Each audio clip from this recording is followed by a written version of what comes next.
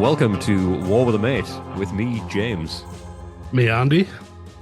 And that's not all. We have a third participant. Please welcome to the stage, it's Nate of Breakup Gaming Society.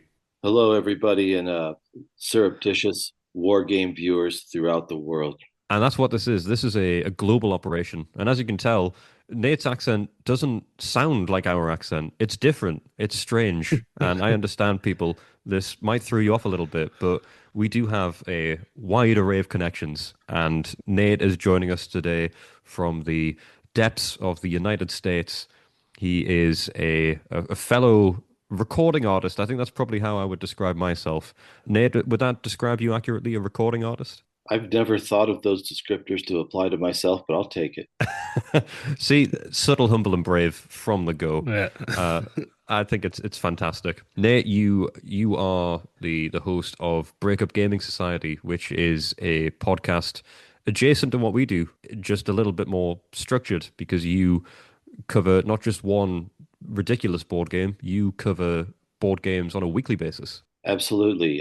It's 3 segments, straight up and straight down, board games, booze, and hip hop. And of course, I think what really unites it all is I indulge myself in the autobiographical, the literary, the comedic, and even the melancholy, as I feel is adequate. And I feel like we've got a bit of crossover there because what we do is melancholy.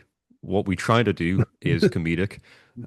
What we don't do is anything at all literary or poetic. We try to, and sometimes we convince ourselves we do that, but we just simply don't.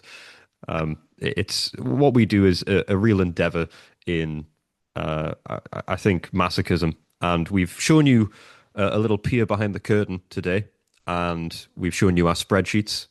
We've really given you a behind the scenes look. What did you make of what we're doing? There's knowing a game is nigh unplayable, and like, for example, knowing that X number of people died trying to climb K2. Then there's actually seeing a slow pan of a section of the mountain itself.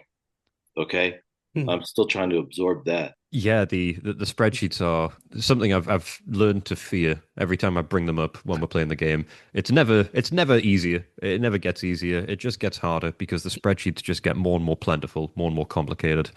But it's got to be done, mostly because we've decided to do it, and we record this podcast as a way to keep ourselves accountable. We were very thrilled when you reached out to us to let us know that you'd found us, and when we listened to your podcast, we found that what you do is much more eloquent in what you're accomplishing. Like you say, you cover different segments, you cover different board games, and you've also been generous enough to send us over a copy of the Breakup Gaming Society cocktail recipe booklet, which is, well, it's quite the creation. I've got to say, it is pretty outstanding in what it offers. I was trying to package the self-destructive course of the early days of this podcast in 2019 and 2020 and distill it into a fun artifact.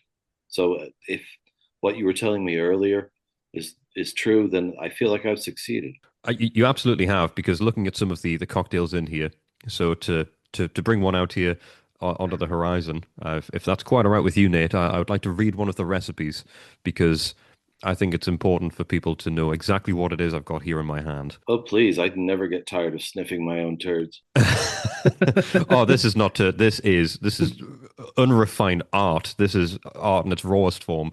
The first one, opening up the book here, is the Fetid Haze cocktail, which is 1 ounce of Pikes Peak Hill Shine, a generous dash of El Yusetio green chili habanero sauce, and easy cheese cheddar and bacon cheese snack. To prepare, it's to shake the shine and the habanero sauce, and then strain it into a shot glass rimmed with the cheese stuff. Mm-hmm. Now, that comes from the mind of clearly a genius, and a genius with, I would say, enough zest that warrants your presence here today, because you clearly have as singular of a creative mind as we do. Have you drank these yourself, or have you just imparted this opportunity onto friends and family? Oh, I did not try the Princess Palindrome, which is dangerous. I made a younger castmate try that. It was the first and last attempt of that one, but yes, I have quaffed all of that. And in terms of the inspiration, once I started thinking about the inspiration, which for fellow nerds out there, each drink of the first four were inspired in homage to the four ruinous powers of the Warhammer universe. So I went that the one you just cited. I was like, see, Nurgle. It should be green, and it should feel like somebody's just released some kind of bioweapon on you. So that's what happened. I And will with the commit to cheese whiz, it really feels like that. Yeah, like that is a taste sensation going on there. It's a mix of sweet, savory, and alcohol, which is three of my favorite tastes personally. I don't know about you, Andy, but I think we need to commit to trying at least one of these on one of the episodes. I think that needs to be done. Oh yeah. We'll also avoid the Princess Palindrome, but we'll give some of the others a shot. Yeah, the Princess Palindrome is hostile. It's illegal depending on how you source it, and yeah, I wouldn't do it to myself or any others in the future. Well, I'm afraid it may well be the case you do that to us because I think if I was going to try any of them, I would probably try the one that's the worst because that's sort of what we do here at War with the Mate. We do the worst thing imaginable. Well, actually, not the worst thing imaginable. That makes this sound way darker than it actually is. We're just playing a board game, guys. I may be the Axis forces, but at heart, I am a lovely person. I swear. I swear to God. So and don't and possibly mar and me. possibly based on there's it's a sort of litmus test based on your initial impressions. I think you have the makings of a Slaneshi cultist, so that's good. Thank you, thank you. Now, Andy is the 40K expert. Andy, have I just been praised or insulted? It's difficult to tell. I think neither. I think you've been pigeonholed. I think all the gods are bad. It's what type of bad you are. And I think Slanesh might be right for you.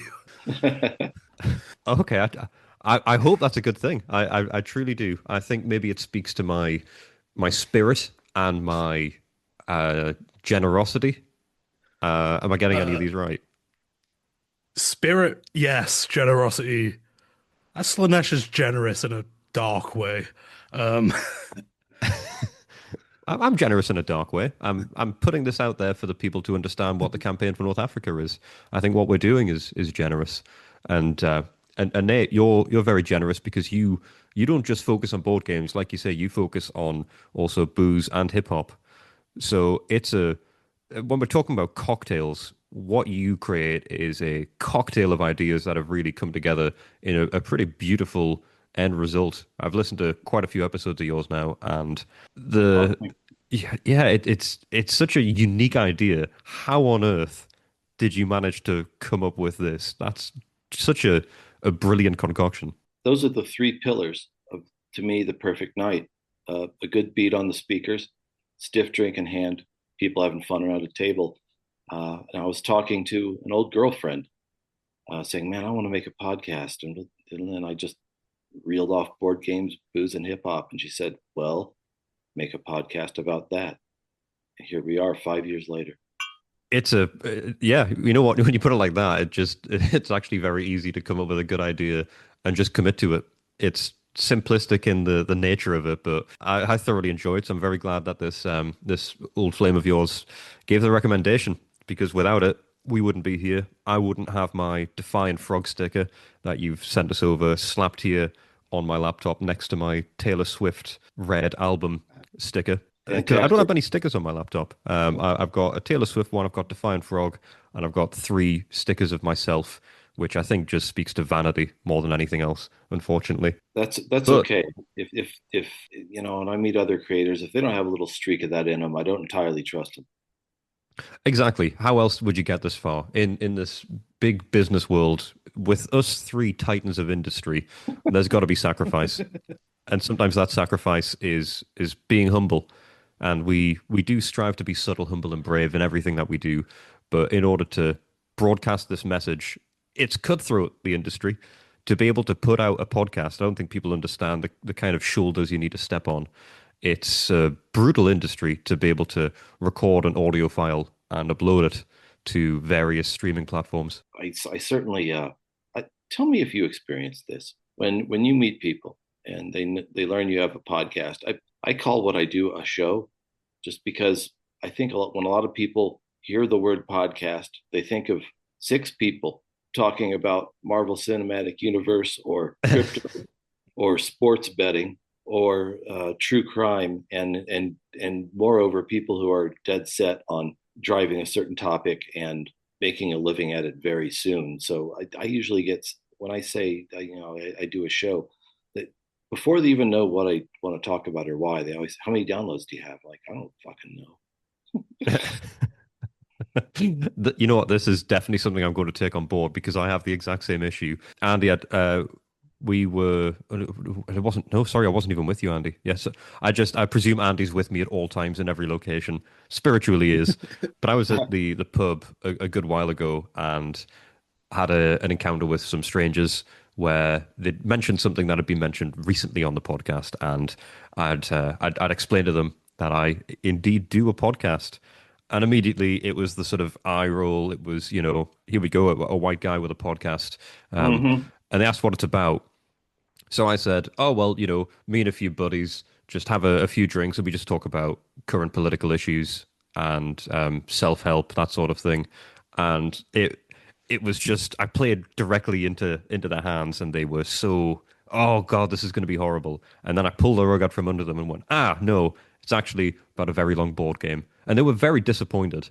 And I think that goes to show people have an idea as to what a podcast is. And yeah, I think calling it a show is a good way to curb that problem because people, yeah, they have this preconceived notion. They don't understand that what this is essentially just it's unadulterated art, and they have this preconceived notion that it's going to be nonsense. And I don't think I would describe a single episode of what we do as nonsense, Andy. Uh, except the first maybe 15, so half. But other than that, Yeah, I suppose they did have their flaws. They were mostly about everything but the game. That's a good point, actually. Yeah, maybe we do a little bit of nonsense. Well, I'll tell the both of you. I'll tell your listeners what I told you in our get to know you chat a few minutes ago. The reason I'm here is because you two are an excellent duet, literate, gracious, witty, ironical, and doing it all in the framework of a what sounds like a hobby, suicide by hobby, but also finding what, from what I can tell, from what I've sampled, large pockets of surprising joy in all of it, and it all works very well. I'm a fan. Well, thank you, man. That's much appreciated, yeah. Nate, and I'm very glad that you followed the script. We paid you to say that, of course, and it's very lovely of you to follow through with that. No, you know what? The sort of earnest appreciation that we've got from this is so genuinely shocking because when we set off to do this, it all came from a friend mentioning the game. We thought it was a funny idea to try and play the game. Didn't realize really what we were getting into. And the fact that we've been able to find a bit of fun within this and having people like yourself, Nate, come onto the podcast as a guest, share your time and your experience. It's been so fun finding other people that are doing their own stuff that's so unique and singular. So we're really glad that it's provided you with some aspect of entertainment and that it's been able to introduce us to the likes of yourself as well, someone else who's doing something, similar, but very, yeah, I've never heard of a podcast that does something quite what you do. So we felt you being a guest would be ideal because you've covered a lot of board games and because you're about to hit 100 episodes. Is that right? You're on 98, I believe it is. Yes, somehow, and yeah, 100's coming up, and it's a very different show than when it began. But there's something. One of the things I typed in half as a lark on my LinkedIn description was I called myself the patriot of the small creator, but I mean it, and I find more nourishment than ever in seeking out singular voices and trying to patch together my own demimonde of online figures that where I'm convinced things sound distinct and human and resonant, and that comes off what you're doing immediately. Plus, I find that more so in the world of people who are willing to stop the world and push pieces around on the table and get to the payoff of what it means when you actually start to learn that 190 plus page rule book you showed me. It's there's lots of humor in there to be had, but I think it's beautiful. You've put it far more eloquently in just a few short sentences than we ever have with hours of rambling. Because what we do is tend to get frustrated at the game and then fall in love with the game. And it's nice to hear somebody take an outside perspective and put it in such a nice way because it really does feel like we're just trying to keep our head above water a lot of the time.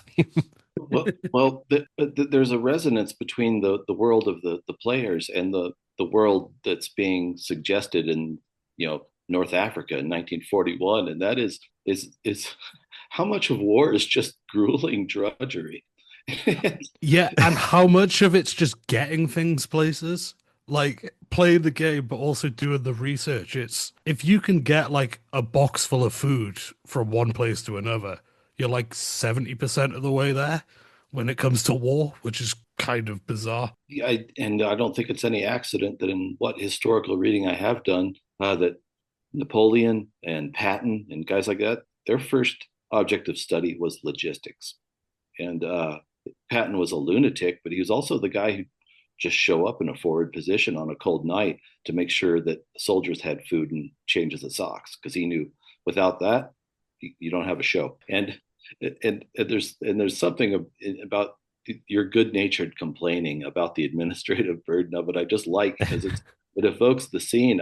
I picture like these Aussies, in the khaki desert uniforms with the knee-high shorts, and I just picture some guy drenched in sweat with a clipboard just yelling at some bedraggled bunch of guys with a bunch of barrels in the truck and looking at us, jabbing at his clipboard and yelling, and they're trying to get him to leave them alone so they can go off into the desert. Yeah, that is so much of the game. It is just us wanting parts of it to make sense, wanting the logistics of it to just be sorted out so we can get to what we perceive to be the fun part of the game, which is the combat, or for me, it's the barrage. I love a good barrage in this game, and the aircraft stuff has been a lot of fun, and it is just the slog. I've heard you as a matter of fact. So I've got a little present for you from some of my side obsessions. I've been reading The Drowned World by J.G. Ballard, which was his first novel from 1962, and it has a bunch of characters in a post-apocalyptic lagoon after solar flares have made most of the world uninhabitable, and they're down there with a military detachment taking samples. But there are these very telling Ballardian sentences where they not only describe something very well, but foreshadows how their disinterest in their work is preparatory to a deep psychological disattachment from everything they knew. And there's a couple, when I picture your play area over there in the UK, there are a couple beautiful sentences from The Drowned World about the lab that Dr. Kieran's and Dr. Bodman's work in. And I'm like, I wonder if Andy and James would identify with this. Here's the first quote. They entered the cool darkness of the laboratory and sat down at their decks below the semicircle of fading program schedules, which reached to the ceiling behind the dais, looking down over the clutter of benches and fume cupboards like a dusty mural. I'm sorry to say is... that paints a far more beautiful picture than what we're doing. And this sentence reminded me of some of the shots you took of. It seems like when you're manipulating like the ranks and ranks of counters, you also have hand notation everywhere. Here's the second quote. I think this is the Boffa one, and because they have notes and specimens and notes all over the wall. It says many of the cardboard screens had sprung off their drawing pins and hung forwards into the air like peeling hull plates of a derelict ship, moored against its terminal pier and covered with gnomic and meaningless graffiti. I was wrong. This is about us. This quote is actually about us. That's right. That's us. We've got annotations everywhere. This is perfect. This fits us. I was wrong. There's a book about us, Andy. This is crazy. Yeah, I'm gonna have to look at this. Yeah, you two were prophesied by J.G. Ballard in 1962. You're Kieran's and Bodkin about to surrender to the Triassic swampy heat of North Africa. Does it end well for them? How are we going to end up? Well, in general, J.G. Ballard's protagonists, when faced with an apocalypse, they don't try to be clever and engineer survival tactics. They walk directly into the heart of it. Oh, that's perfect. We're not But clever yeah, either. So we yeah, also and just we are, wander straight into it. So and we did just jump into the heart of this game as well with no idea what was going on. and and actually, there's another related theme because I was curious about. So I know that you told me that you're not hardcore hex encounter board gamers, but you are board gamers. Has this has the gravitic pull of this effort eclipsed your other hobbies? Has it ruined your social standing? What happened? You know what? It somehow hasn't. I think we got into this because we had a surplus of time on our hands, and it's meant that we've been able to fit this in relatively comfortably. But there have definitely been moments where I've, unfortunately, on my side, I don't know if it's the same for you, Andy, had to sacrifice social interactions I would probably rather have than playing the campaign for North Africa. Whether it's a trip to the pub with friends, whether it's spending time with a significant other, there's just been a lot of moments where I'm like, I do need to do this. So there is definitely an aspect of that suffering, but not to a degree that I think this game would have for most people. I think we've committed to it because we knew we could commit to it. So it hasn't been too detrimental. However, I do fear that with inertia, we will get so far into the game and we'll start to see the horizon where the game might be finished and it will possibly ruin my life. Yeah, because I'm wondering. So you just released episode 37, at which marks the milestone of having completed the first turn. So I'm kind of wondering. Uh, so now that you've got a cycle in, and that we in the bookkeeping system that you built and documented is up, do you think the turn two can be played in maybe a trim 30 sessions? God, I hope so. So the benefit we Oh, have, because the setup, Andy, was what, sort of 12 sessions maybe? there was a lot of getting ready to play, a lot of us reading the rules and then also setting the game out and then being like, this is completely untenable. We have like 4 or 5 hours on a weekday and it's a 2 hour setup. So then there was another bunch of episodes where we came up with the magnets and stuff. So yeah, hopefully we speed up. I mean, the time between finishing op stage 1 and 3 is about 10 episodes. So hopefully it's completable in our lifetime now. Whereas the initial pace was, we're going to finish this when we're 80. Yeah, Yeah, yeah. because the I issue is go at the ahead. moment with our current pace is the yeah, I'm just doing the math there. If we go off, say, 37 episodes, 37 weeks to complete one turn, that does put us at the unfortunate eventuality of another 82 years to finish the whole game, which is, because of modern medicine, not really a viable option.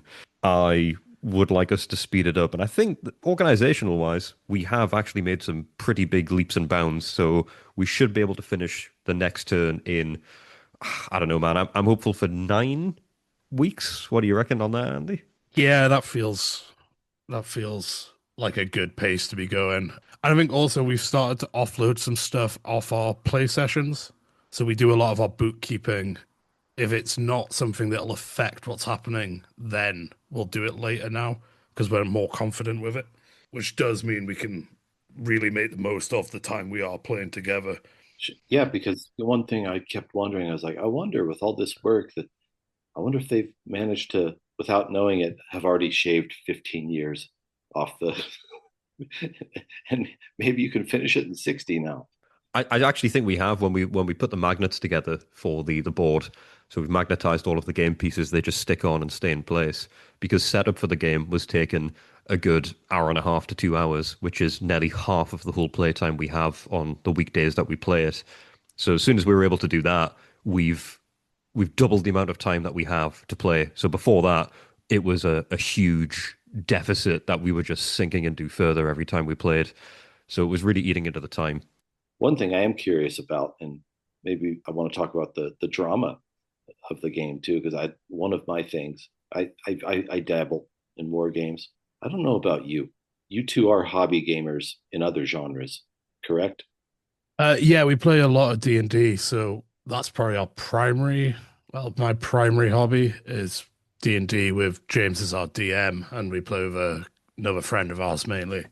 Um, so we do, yeah, there's a lot of D&D, and then we've another game we played quite a lot is Carcassonne. But other than Hmm. that, I don't have a sort of wide gaming knowledge. Oh yeah, Carcassonne's beautiful. You can never go wrong. That's one of those session games. I just play it all night. Uh, Oh yeah, it's a beautiful groove game. So you're D&D guys. Okay, that helps me kind of understand what your tabletop life is outside of this, because I don't know about you. Even if I know I'm never going to play the game, when we talk about these deep primal attractions to things, when I see some guy in Virginia with his specialized table, taking you over where all his counters are and where they are on the trail yeah. they're doing. When I see those maps, I just want to walk into them. It's not historical. It's not related to any kind of curiosity about or thirst for power. It's something deeper. I just see it and I want it immediately. Like just and show me the maps, show a world in miniature that I can inhabit, and all of a sudden everything else vanishes. Oh, I completely get. Well, that's what D&D captures, where you can sit down and like, no matter the week you've had or anything, we can sort of enter this shared world. But since we've started this, I've started looking at like the Hex Encounter subreddit and stuff, and like this might sound mad because we're playing this like game, but now I am also like, I want to play Code Blue, I want to play Battle for I now want to jump into a bunch of these other games that will also consume my life if I do. But there is a pull there to like invest yourself, I think, in this because the Hex Encounter they capture so much stuff that you can immerse yourself in a slightly different way to D&D, but I think as meaningful a way. Yeah, it's really interesting because War for North Africa and Gary Gygax's first D&D grew up at about the same time together, and you can see maybe it's just in how the rule books look and how they all use that same 6-point type or something. But I can't help but think that systems influence the one another very strongly. So right now, my friend, an adoptive big bro, Noisy Andrew, out in Australia, a few episodes ago, I talked about he's helping me learn Squad Leader, which is from Avalon Hill game from 1977, and it's very, very tactical combat with lots of tables. I'm looking at the tables and like this does not feel far off from the first player's manual or dungeon master's manual I ever held in 1980. Yeah, well, the first ones were like chainmail and stuff for D&D, but I kind of got the impression they were playing those war games, and then they started to tell stories about their units and making a narrative, and then they were like, "This is easier with one person to like control." But they definitely grew out of the same like space, and like a lot of the older D&D is very crunchy in the way war games seem to be. Mm-hmm. And when I'm looking at the tables, on Squad Leader that determine certain deterministic things, I'm like, this is taking me right back to Advanced Dungeons and Dragons when I picked it up in 80, 81, and got all the books. And I do believe you're right. I read somewhere in an article on uh, book, I think a book, a site slash magazine called Analog Game Studies Journal, and it was someone talking about the history of hex encounter games in America. And I believe Gary Gygax was originally part of a big wargaming group. That's one of the things that the author mentioned, if I remember. Would not shock me. The guy is, yeah, quite skilled. So, gaming wise, we definitely have a mixed experience. All of us coming from different walks of the board game life. And when it comes to the board games you've covered, Nate, is there one that stands out as a favorite?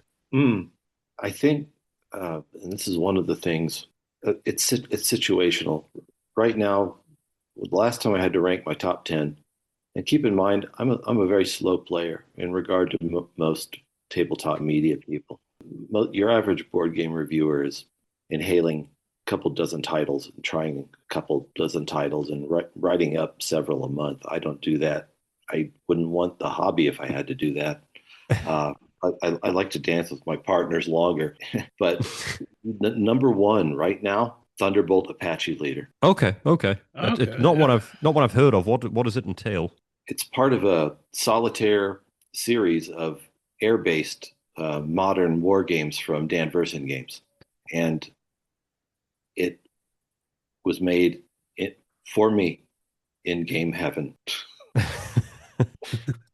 Well, from what we've done so far in the campaign for North Africa, the air combat is something I enjoy. So who knows? Maybe it's something I'd enjoy a slice of, as long as Andy's not playing with me. Because when it comes to air combat, Andy tends to ruin my fun occasionally by fighting back. I'm the nerve. I know. Just let me shoot you down, Andy. I don't understand what the problem is. You don't really understand the spirit of the game, I fear. I thought Stupid. you were going to let me shoot you down. Ah, so it's a communication problem. Yeah. This is how But we are, relationships break down. yeah. Actually have heard of Thunderbolt Apache Leader before. Someone emailed in and said they got inspired to buy a game based on listening to us, and it was Thunderbolt Apache Leader. So I'm very glad to hear we inspired them to buy a good game. It's fantastic. I can't tell. It became my muse. I've written something like six longer blog posts about it, and I keep writing it up. It's full of thrills and comedy, and boy, it's a solitaire game. So, but the nice part about this is, boy, after you gents get your arms around this, there isn't a single hex encounter game in the world that will intimidate you. I think part of this, I don't even know if we'll be able to play anything else after this one, because at that point, arthritis and dementia may have set in solely because Ah, of how old we'll be.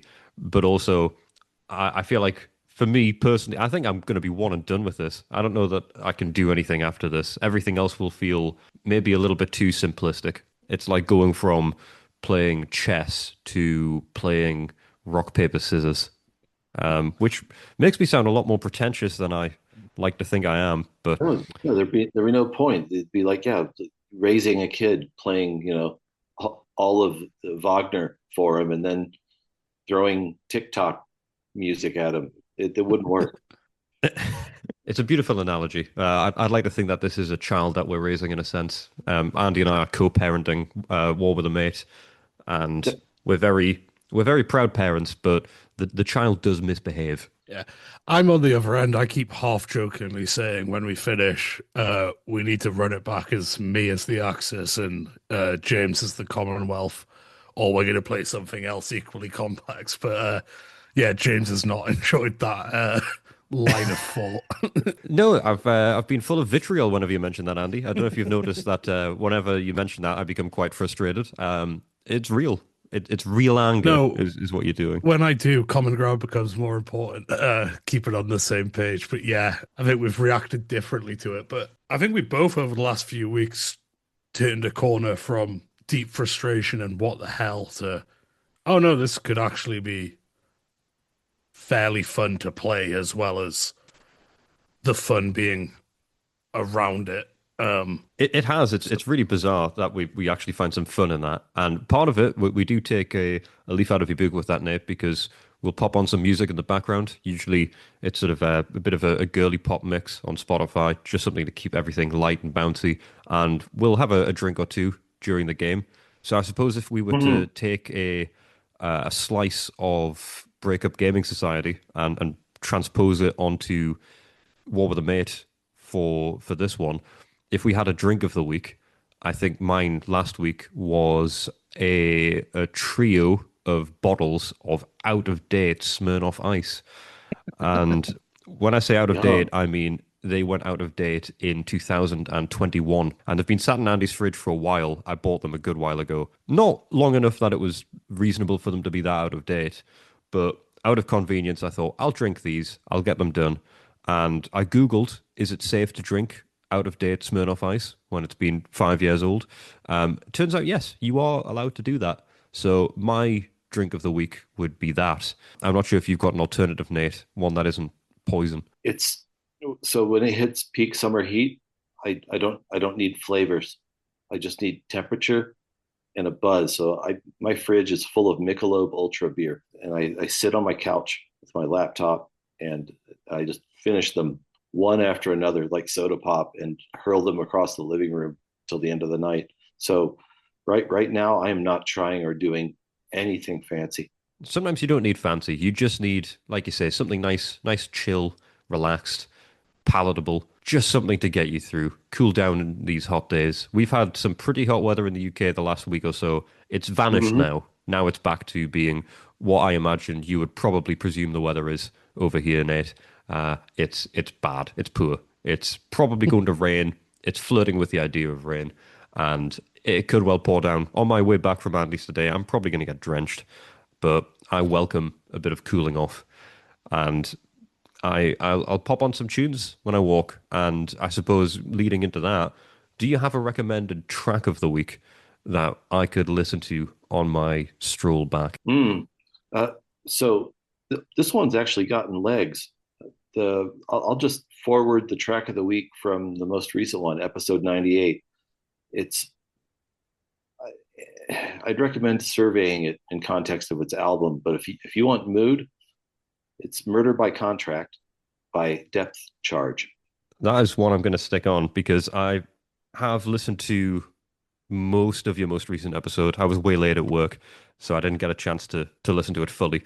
But I'll listen back. I'll pop that on, and I'll ideally get some joy from listening to it because I've been listening to a lot of the same stuff on repeat recently. I find I get into that trick quite easy. I just listen to the same stuff over and over. And I'll be having a bit of a long public transport journey today, so I need to break that up. Oh God, I had a real kerfuffle. I think I've already told you about this, Andy, but my journey into work today, my commute, I was waylaid by a penalty fare because I lost my train ticket and didn't realize until an inspector asked me to brandish it. So I've been hit with a £50 fine. So I'm kind of annoyed with public transport at the moment. So a nice bit of music will maybe soothe those ilk. It it's not it's slow paced, but it's not nice. You know what? I don't know if you're talking about the campaign for North Africa or the track of the week. I think that there are tracts, tracts, of your game where Murder by Contract would easily function as the score. It is full of dread, and it was a Depth Charge. He just died last year. I found out he was a very influential and pioneering UK trip hop producer and DJ, and he really had his own sound. And I would recommend exploring a lot of the tracks from the album it came off, which is called Lust 2. And he really had an atmosphere around what he was doing. And also, if you do, I feel like I need to address this because I think if you do play episode 98, you'll also hear me shit talk D&D, which I didn't realize the game you like. Whoa. And so let me clarify ahead of time. And then that is, uh, I got to thinking about this because I know people who play role playing games and I don't. They play D&D and I don't. And I categorically, I celebrate anything that gets people off the phone, around the table, and making these nights, whatever the vehicle is. However, I take a lot of pot shots at D&D because of its massive consumer presence, I guess, Yes. and the fact that, and I'm not saying this is true of you. I've experienced this a lot. I know people who play a lot of indie role playing games, and sometimes I bought a couple a few years ago because they were so cool. And the people I run into, they don't know of anything other than D&D. So I got frustrated and I vented. But let me know that that's not directed at you, nor should it nor should it be a commentary on any of the truly the joy of your sessions. Well, I get where you're coming from though, because there is a lot of media now that really hones in on D&D, and I think it's a great gateway game. I mean, that is, I think, fundamentally the reason we got into this in the first place. The fact that me and Andy have played D&D for close to a decade religiously, we play it week in, week out, I think really gave us the confidence that we could play this. And it worked as, yeah, that sort of gateway into it. But I also feel like there's got to be other games. If we didn't pick this silly game to play, there's probably a ton of really thoroughly enjoyable games we could have got into with that as speaking to our board game acumen. So we could have done something better with it. D&D could have been a stepping stone. And some people do just sit in with D&D, and they're definitely missing out on better games. But I feel like it's rich of me to say when I'm playing the campaign for North Africa with Andy, and we're having a real mess of it sometimes. We could be playing something much more fun. So I get where you're coming from, Nate, and I don't hold a hatred or resentment for what you said, but I do feel maybe there is only one way we could bring this back together, and I think that's maybe for all of us to find some common ground. And now for something nicer. A little oasis in the war. It's time for some common ground. I'm trying the intro for common ground. I'm recording it. Maybe. Yeah. Now that is what they call in showbiz a beautiful transition. That, that, segment. That was deft. Thank you. I might add that to subtle, humble, and brave. Deft might be another thing we have to add into there. And we did speak about this briefly, Nate, and you've been generous enough to concoct your own common ground idea for this week, I understand. Yes, it's a life rule that I came up with a few years ago that you know how we all live by or claim to live by certain maxims or aphorisms. Whether we do or not is another thing. But I quantified a formula I have for making decisions as a middle-aged man, and I want to invite you to, maybe it doesn't fit, but to consider it. Okay, let's hear it. Let's hear it. So it's a rule regarding funerals.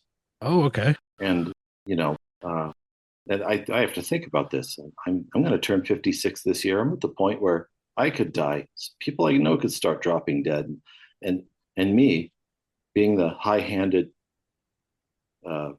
solipsistic crank that I am, it's like, how many weekends am I going to have to give up? Going to funerals. Yeah. Just before you jump into this is quite funny for getting into your late 20s. It's a similar thing with weddings. Mm-hmm. Yeah, where that's it's a like good point. people are starting to get married. And it's like, am I gonna like take some time off for like 4 or 5 weddings this year? It's really burdensome. And anyway, I came up with a formula, and it's basically, if somebody I know dies, the rule is, if the time spent traveling to attending and traveling back from the services exceeds the amount of time that person and I have spent face to face in the last 10 years, I don't gotta go. I actually just genuinely like this as a rule of thumb, because the best part about this translates not just to funerals, but to the likes of weddings or other events. That Mm-hmm. means because a wedding can be like a full-on weekend. It can be, yeah, you could be looking at sort of 2 or 3 days even between the travel and the actual occasion. So, yeah, the thing is, you probably spend a bit more time with people who are getting married than you will of someone whose funeral you're attending. But again, that's all about scale and ratio. So I think this formula you've put together here, Nate, it actually has some legs to it. I'm struggling to pick apart a real solid issue with this. I Yeah, actually quite like it. yeah, if we haven't so much as had lunch or anything in the last decade, I'll add a comment to the Facebook memorial post, and then I'm moving on. No, I think that's my only point of disagreement was what James has said is this is a more of a general life rule of if you want me to attend any event, if the effort going to the event exceeds the effort we've both put into our friendship, I'm just not going. Absolutely. And, I found, and maybe you'll find too, there's a liberatory aspect to this about defending your whole calendar. And I actually had a corollary to the rule, which is that everybody in your household, or just you, if you live by yourself, which I do, you get to pick 3 to 5 holidays, which you don't have to be bothered with anymore. And they're gone. They're off the calendar. It's like they never were. Because I don't know about you. I'm an adult. I don't need state themed activity days. I'll decide when my holidays are. Thank you. I agree. I think there's nothing better than just taking some time off and doing nothing with it and just having that available and ready to go. and that could be at any point. You don't need to have it around these occasions. So when people are draining your time by getting married to the love of their life or having the audacity to just die, I think it's important to not sacrifice your own agency. Why should you spend your hard-earned time as a living person who's not going to the wedding to get married? It's not really for you to trifle with. I think that we should encourage more defiance. I think there should be quiet uprising against these social norms. I don't think we need to be abiding by this. Absolutely. There's all sorts of ways you can just clear it. I don't know about you. Sometimes I had this series of moments where I was perfunctorily like an automaton attending these things and realized about the what happened first was Halloween. Yes, I've dropped Halloween as I think the first thing. Like, I'm not excited about Halloween anymore. I don't do anything for it. It's Mm-mm. not one of my holidays. I was married to a woman who did, and I realized the third or fourth year is like this all makes me anxious. I'm going into fall hibernation mode. I don't want to think of a costume, and I don't want to stand in a room with a bunch of drunk mid-20s people in costumes. I hate all of it. And outside of standing at home giving out candy, that we do. Although we never got to do the idea I really wanted to do, which is just turn all the lights off, and you take a big like family-sized can of chili and you just put a spoon in it and a note that says one bite per kid. Oh, no, I like that a lot. I think that'll really curb them next year as well. It stops repeat visitors year on year because like we don't want to go to the chili house.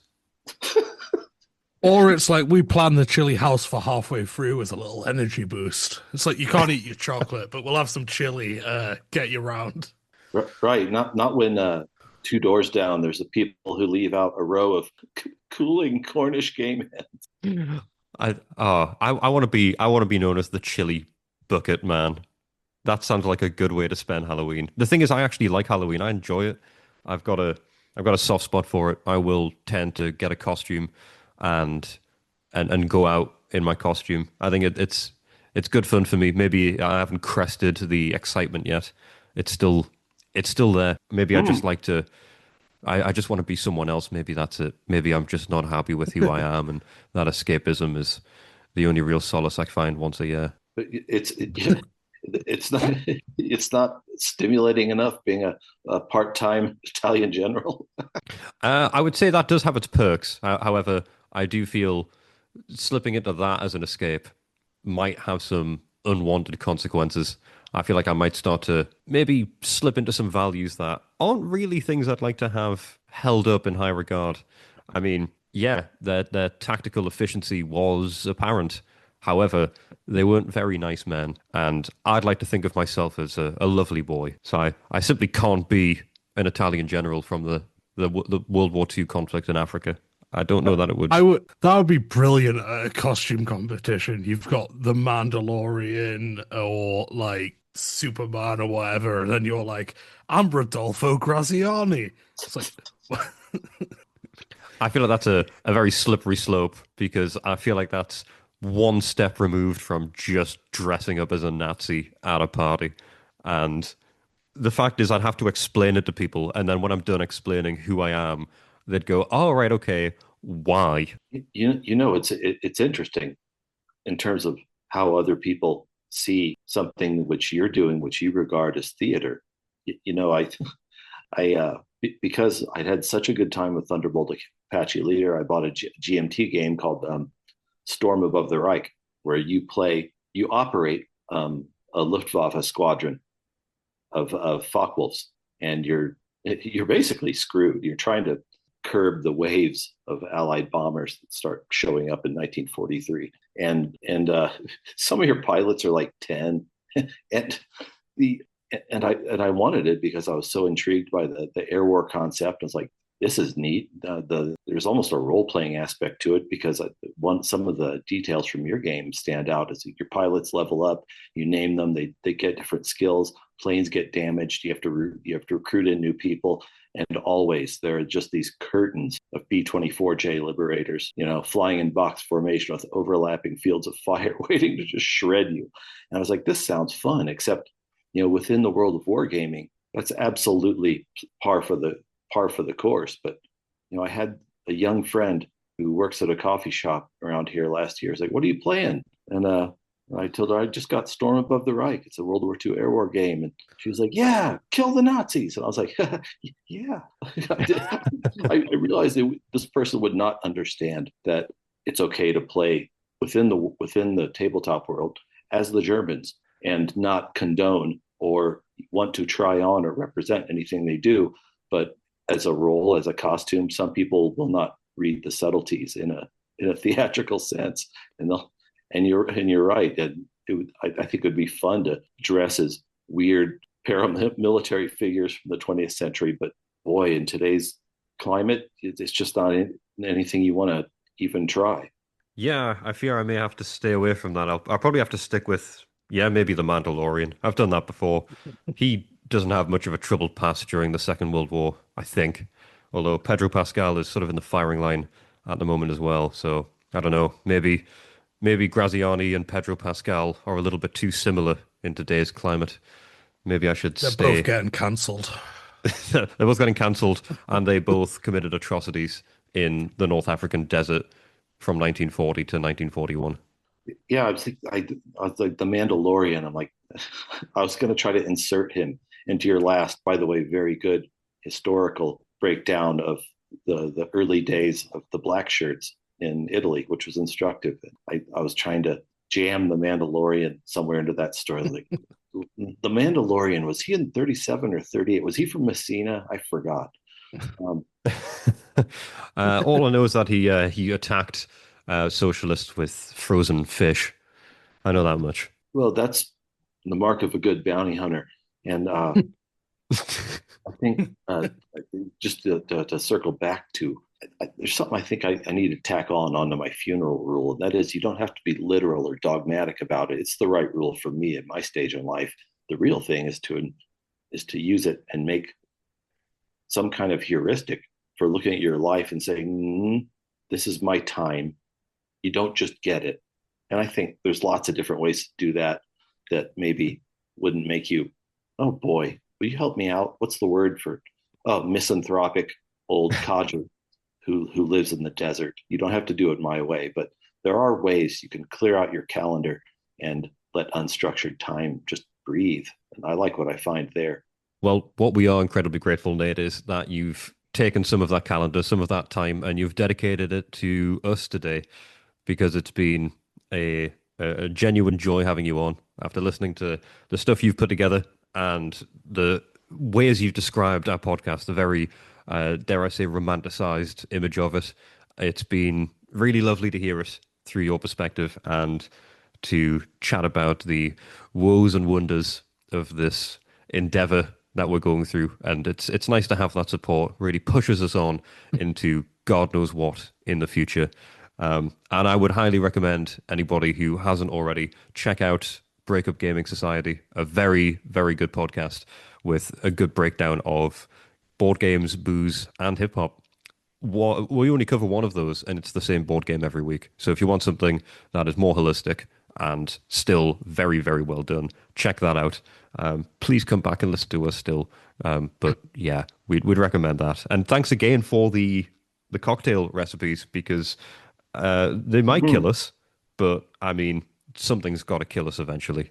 Just remember, you can come to our funeral as long as it's a very quick journey that's about an hour long. Yes, if you feel like having your journey or your funeral, the services for no reason at all in the vicinity of Starkville, Colorado, I'll show up. Fuck, I might even be sober. Well, in that case, that's where I'm going to go, Andy. Where you coming along? We're going to do a double funeral thing. No, this has invited a very enjoyable concept for me, which is instead of a destination wedding, it's a destination funeral. Oh I've my never God. I've never been to Hawaii, but maybe I want to be buried there. Maybe everyone has to come over. Oh, and you have to hassle everybody about what dresses they're wearing, and you're dead, so you're not accountable for any of it. That's way better than the idea I walked in the door Yeah, with. they can't be angry. You can't speak ill of the dead. I So, think they can be angry.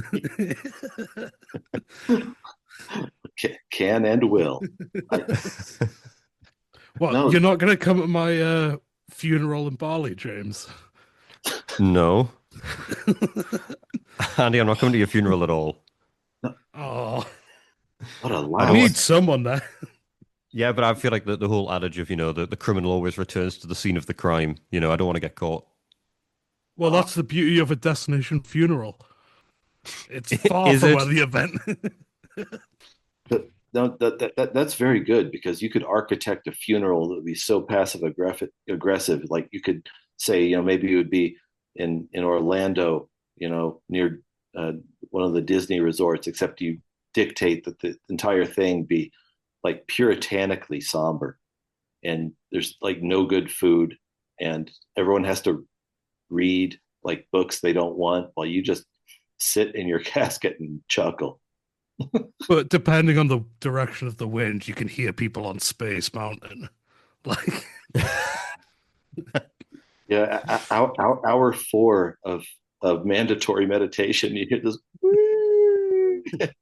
and everyone just decides that finally that they hate you as much as you hated them. And boy, that could be a really good vacation. I, I like where you're going with this, Andy. I'll Well, start a craze.